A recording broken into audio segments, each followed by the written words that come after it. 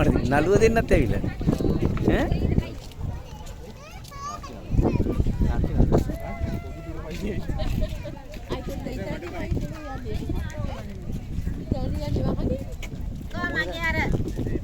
අවුරුද්ද ෆොටෝ එකට ඔය තුන් දෙනා ඉන්න මල්ලිය මැද්දට දාගෙන හොඳයි මල්ලිය මැද්දකට දාගෙන ඉන්න ඕපදීප කියවන්නේ ඒ